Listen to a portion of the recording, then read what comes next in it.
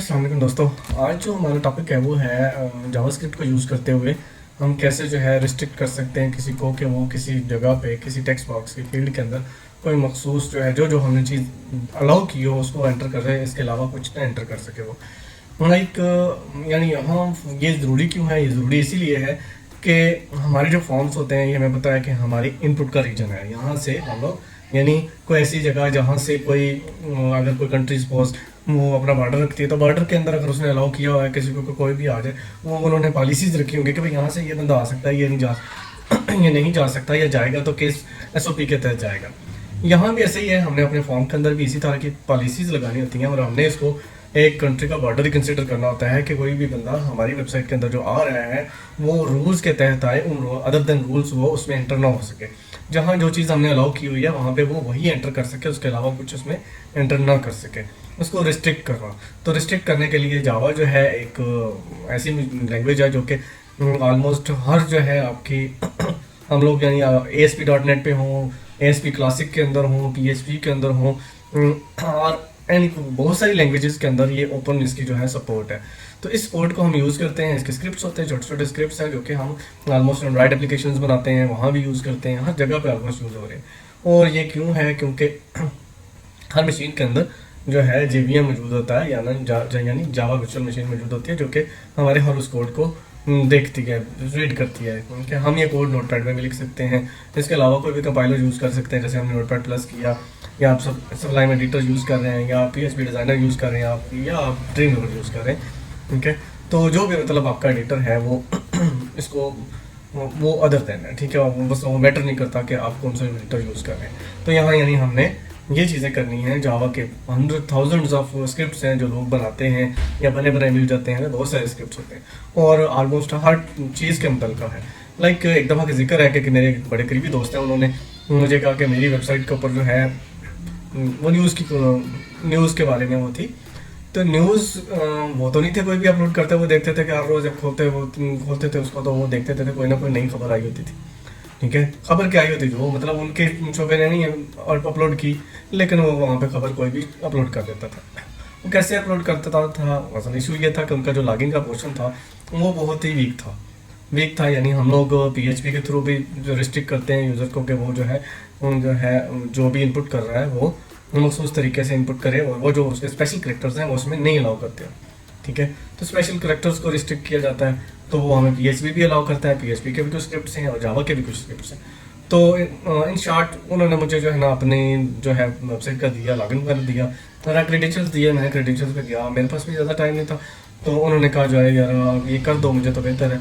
तो मैंने कहा चलो ठीक है देखते हैं। मैंने ओपन किया, मेरे पास टाइम नहीं था, मैंने कहा चलो इतना ही कुछ करें कि कम से कम वो चीज़ रिस्ट्रिक्ट कर दें जो कि आपको यहाँ अलाउ करती है कि हम कुछ मतलब आप सिंगल कोड वगैरह या डबल कोड वगैरह अलाउ करके, मतलब हमने अगर लगाना है, सपोज मैं यहाँ अगर करना चाह रहा हूँ तो मैं क्या करूँ, मैं यहाँ पे सिंगल कोड करके उसको जो है अलाउ कर दूँगा। यहाँ तो चलो मैंने रिस्ट्रिक्ट किया हुआ है कि यहाँ मुझे ये अलाउ नहीं कर रहा। ठीक है, तो मैं सपोज एक नोटपैड खोल लेता हूँ, यानी वो ऐसे करके इक्वल किया और यहाँ पे वो कह देगा कि भाई ये उसने प्रीवियस टैग को क्लोज कर दिया, सिंगल कोड से स्पेस दिया और यहाँ उसने लिख दिया 1 = 1 विच इज़ वेरी कॉमन कि ये उसने लिख दिया। तो इसका मतलब क्या है कि वो इसे अलाउ करे। ठीक है, तो अलाउ कर दिया उसने कहा कि भाई यूज़र नेम = दूसरा, तो वो छोड़ दिया। ठीक है, तो यहाँ उसने कह दिया लिख के उसने कह दिया कि भाई जी अगर 1 = 1 होता है तो जाने दो मुझे। तो इस तरह करके यानी कोई भी और भी प्रोसेस हो सकता है SQL इंजेक्शन का, मतलब वहाँ पे इनपुट बॉक्स के अंदर वो ऐसे इंजेक्ट कर रहा था। अब यहाँ हम लोग कॉमनली क्या यूज़ कर रहे हैं, इक्वल का बटन यूज़ कर रहे हैं, सिंगल कोड यूज़ कर रहे हैं, स्पेस यूज़ कर रहे हैं। ठीक है, कुछ स्क्रिप्ट लिखने के लिए। तो अगर हम उसको सिंपली ऐसा कर दें कि वहाँ पे वो स्पेस ही ना अलाउ कर, लाइक मैं यहाँ स्पेस बार प्रेस कर रहा हूँ बट ये इससे कुछ हो नहीं रहा, कुछ मतलब टाइप नहीं कर रहा, ना ही मैं सिंगल कोड यहाँ लिख सकता हूँ। ठीक है, तो यहाँ बहुत सारे ऐसे कोड, यानी इन शॉर्ट ये है कि मैंने उसे जस्ट छोटा सा कोड लिखा जिससे क्या है उसका काम हो गया।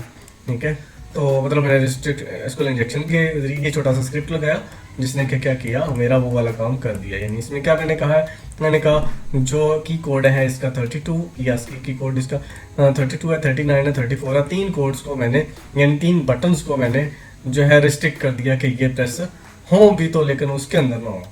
ठीक है, उसके अंदर रिटर्न = फॉल्स ही हो, एल्स ट्रू हो, यानी उसके अलावा बटन्स फॉलो करें, इसके ये बटन्स ना चले। ठीक हो गया। तो इनके लिए हम लोग छोटा सा एक चीज़ देख लेते हैं जो TCK है। मैंने एक छोटा सा फंक्शन ये बनाया हुआ है, ठीक है। तो इस छोटे से फंक्शन में क्या है, इस फंक्शन को अगर हम देखें तो इसमें क्या है कि डिस्प्ले यूनिकोड है। ये क्या है कि हमने अब जैसे मैंने कहा, अब मुझे पता है कि नहीं कि भाई 32 नंबर किसका है, 39 किसका है, 34 किसका है, किस बटन का नंबर कौन सा है, ये कैसे पता चलेगा, ठीक है। तो इसके लिए क्या है, एक छोटा सा फंक्शन है जो कि हमें क्या करता है, वो बटन बताता है कि आपने कौन सा बटन क्लिक किया और उसकी वैल्यू क्या है। लाइक मैंने यहाँ सिंगल कोड क्लिक करता हूँ इसी जगह पे, यहाँ पे ये तो रिस्ट्रिक्ट हुआ है, तो लाइक मैंने H क्लिक किया तो इसकी वैल्यू 39 आई है। तो अभी वो सिंगल कोड वाले में भी आ गई। अभी B क्लिक कर रहा हूँ 98 आ रहा है, ठीक है। N क्लिक कर रहा हूँ तो 110 आ रहा है। यानी अगर A क्लिक कर रहा हूँ तो क्या है 97 है, और अगर Z क्लिक कर रहा हूँ तो क्या है 122। इट मीन्स के आपका 97 to 122 A to Z है, ठीक है। और कैप्स में देख लेते हैं, कैप्स में A जो है 65 to Z पे जाए तो क्या है 90 है। यानी अब कैप्स में हम देखें तो क्या है 65 to 90। फिर से देख लेते हैं, A 65 कैप्स में, ठीक है। और इसी तरह अगर Z क्लिक कर रहा हूँ तो 90, यानी 65 to 90 जो है वो क्या हो गया हमारे कैप्स में ABCD होगी, ठीक है। और इसी तरह स्मॉल्स में अगर देखें तो क्या है, अब मैंने स्मॉल्स में कैप्स लॉक ऑफ करके A क्लिक किया तो ये क्या है 97 वैल्यू आई है। यानी कि स्मॉल में A to Z फिर क्या हुआ 122, यानी कि हमारा 97 to 122 जो है वो स्मॉल्स में रेंज है। यानी कहीं भी हम रिस्ट्रिक्ट करना चाह रहे हो तो हमारे पास उनके कोड्स होंगे तो हम रिस्ट्रिक्ट कर सकेंगे ना। तो कोड्स के लिए ये जो है कि जो हमने एक छोटा सा फंक्शन बनाया है ये वाला, ये भी यूनिकोड लेता है, ठीक है। तो ये क्या कर रहा है, यानी यूनिकोड हमारा अलर्ट कर रहा है। यानी हम उस जहाँ ये हमने कहाँ लगाया हुआ है, हम देख लेते हैं कि हमने इसको कहाँ अप्लाई किया हुआ है। अप्लाई कैसे करेंगे की ASCII के लिए, ठीक है। तो यहाँ जी मैंने ऑन की प्रेस यूज़ किया, ठीक है।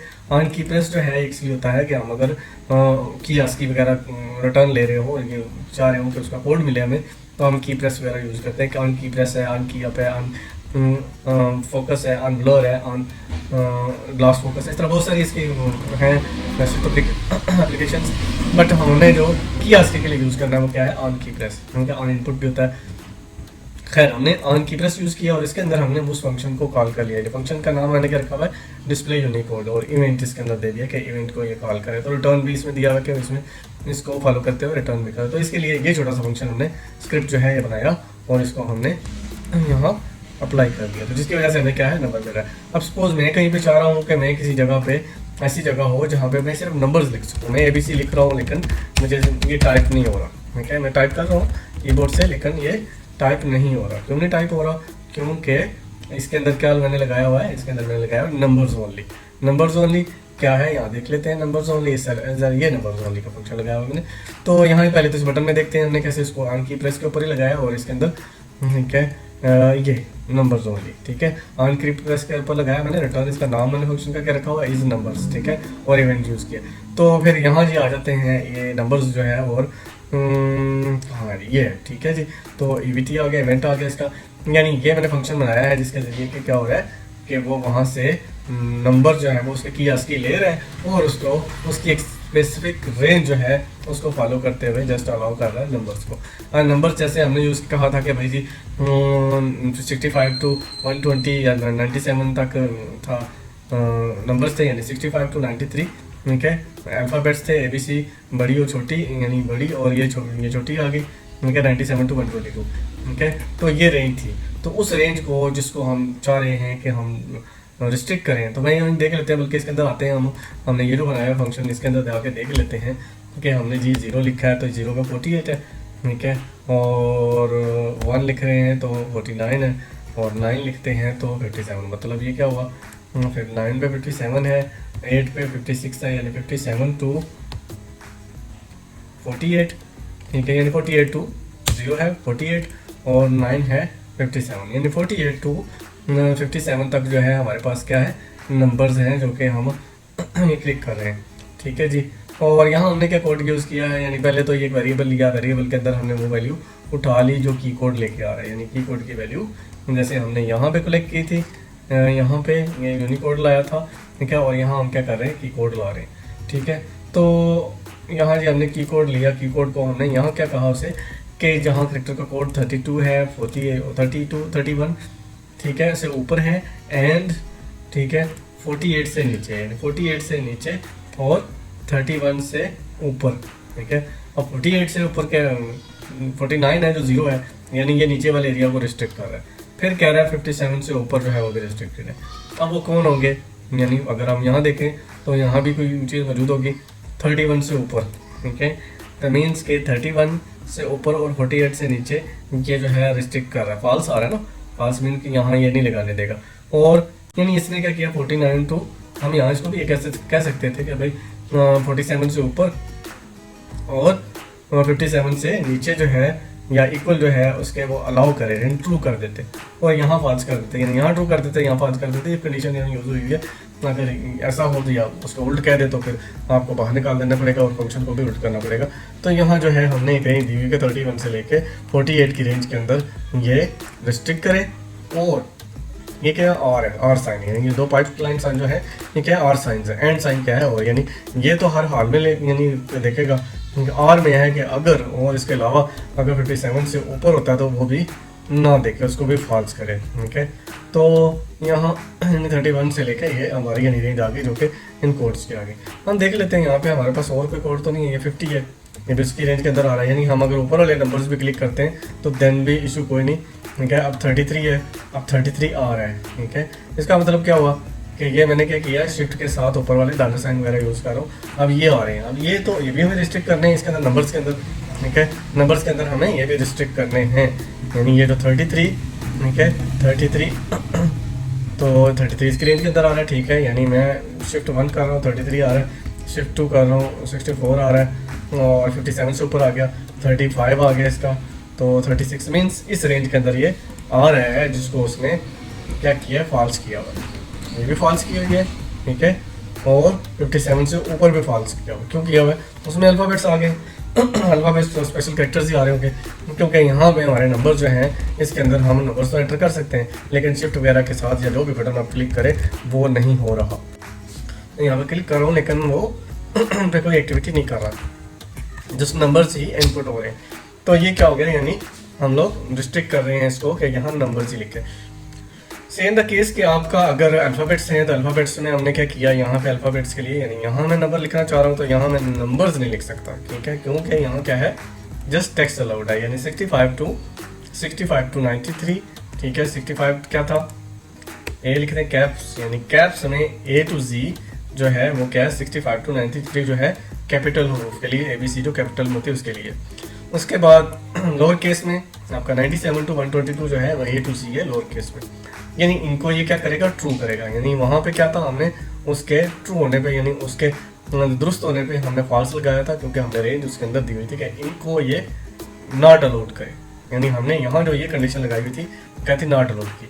अगर हम अलाउड की करते तो अलाउड की क्या करते, 48 से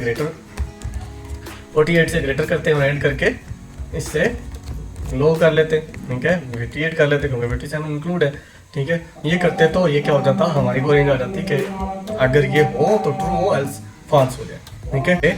A टू Z कैप्स और A टू Z स्मॉल्स ही अलाउ करेगा, इसके अलावा अलाउ नहीं करेगा। अलर्ट में हमने दे भी दिया मैसेज के भाई क्या ये अलाउ करेगा और क्या ये नहीं अलाउ करेगा, ठीक है। तो ये ट्रू की सूरत में ये एल्स में ये दिया हुआ है कि भाई अगर ये नहीं है तो ये फॉल्स हो रहा है तो क्यों हो रहा है और क्या अलाउड है जिसकी वजह से ये आ रहा है। ये चीज़ हम यहाँ भी ऊपर वाले फंक्शन में भी यूज़ कर सकते हैं कि भाई यहाँ हम चाह रहे हैं कि भाई ओनली नंबर्स अलाउड के, उसके अलावा अगर कोई लिख रहा है तो ना उसे बताए भाई ये चीज़ आप नहीं कर सकते। आ जाते हैं वापस यहाँ पे, और यहाँ मैं जहाँ नंबर्स लिख रहा हूँ यहाँ पे मैं से हमने क्या किया है, यहाँ पे इसमें क्या कहते हैं नंबर्स अलाउड अलर्ट में return is equal to false से पहले करते हैं, क्योंकि return is equal to false हो गया तो फिर तो नहीं ना देगा कि भाई मतलब क्या मुझे क्या है वापस नहीं जाना, वापस बाद में ना जाए, मैंने हमारा काम पहले कर दे। तो यहाँ देखते हैं यहाँ मैंने लिखा था AS क्लिक किया लेकिन क्या ना नंबर नॉट अलाउड, ठीक है। तो मीन्स के नंबर अगर लिख रहे हैं तो ठीक है, अगर नंबर टेक्स्ट लिख देते हैं तो वो हमें कहता है भाई जी आपने ये नंबर अलाउड है टेक्स्ट नॉट अलाउड है, ठीक है। तो जो भी मैसेज आप देना चाहें अलर्ट के जरिए यहाँ पे ये मैसेज दे सकते हैं। इसका ये नंबर्स के लिए हो गया, अल्फ़ाबेट्स के लिए हो गया, ठीक है। तो इसी तरह मैं यहाँ अटैचमेंट में कुछ और फंक्शंस भी लगा दूंगा, फेंक दूंगा, जो कि आप अपनी ज़रूरत के लिए आप यूज़ कर सकते हैं। यहाँ मैंने फंक्शंस की कलेक्शन रखी हुई है। उम्मीद है ये छोटा सा लेसन आपको पसंद आया होगा। इसमें बड़ी इंपॉर्टेंट चीज़ें हैं। ये इंपॉर्टेंट इसीलिए है कि जब भी आप तो फॉर्म बनाएंगे तो उसमें आप उसको आपने सिक्योर बनाना होता है, ठीक है, कि लाइक हमारी black box testing, white box testing और ग्रे बॉक्स टेस्टिंग। तो ये जो रिस्ट्रिक्ट एसक्यूएल इंजेक्शन है, ये क्या है कि आपका जो है जो ग्रे बॉक्स टेस्टिंग है उसके अंदर ऐसे ही होता है कि आपका जो टेस्टर है, जो टेस्टिंग वाला बंदा है, वो ये चेक करेगा कि यहाँ पे मैं जो है कोई इस साइट को हैक कर सकता हूँ कि नहीं कर सकता। तो ये ग्रे बॉक्स टेस्टिंग कहलाती है। और वाइट बॉक्स क्या है कि जो ब्लैक बॉक्स टेस्टिंग क्या है कि उसमें user don't know what to enter, तो उसको यूज़र को नहीं पता मैंने क्या एंटर करना है। तो आपने उसे गाइड किया होगा अगर, तो गाइडेंस आपने दी हुई है, तो वो कुछ भी एंटर करके वहाँ पे अगर एरर मिलता है उसको, तो वो पोस्ट हो जाता है। तो ऐसी गलती जो है हमारी वहाँ पर पकड़ी जाएगी। तो हमने अपने फॉर्म को ऐसा सिक्योर करना है कि वो अदरवाइज जा ही ना सके। हमने जो वैल्यूज़ लेनी है वही वैल्यूज़ आए, ताकि अगर एरर आता है, अगर एरर आया तो समझ लें कि आपका एरर जो है वो शो करेगा आपके डेटाबेस को, आपकी क्यूरीज को, जिससे आपके सारे जो हैं हिडन जो आपका सर्वर साइड स्क्रिप्ट्स हैं वो पता चल जाएंगे अगले बंदे को, और अगला बंदा जो है वो जो है उसको कुछ भी कर सकता है। तो लिहाजा हमने एक तो ये एरर फ्री फॉर्म्स बनाने होते हैं, दूसरा है कि हमने यूज़र को गाइड भी करना होता है कि यूज़र ये एंटर करे और इसी रास्ते से जाए और ये यहाँ ये चीज़ें इनपुट करने, इसके अलावा वो चीज़ इनपुट ही ना कर सके, ताकि उससे गलती के चांस हो ही ना सके। तो गलतियों को बचाने के लिए हमने इस तरह ये वर्किंग करनी है। ठीक है जी, उम्मीद है आपको ये आज का लेसन पसंद आया होगा, और प्लीज़ सब्सक्राइब कीजिएगा, ठीक है, और शुक्रिया आपका बहुत बहुत। अल्लाह हाफिज़।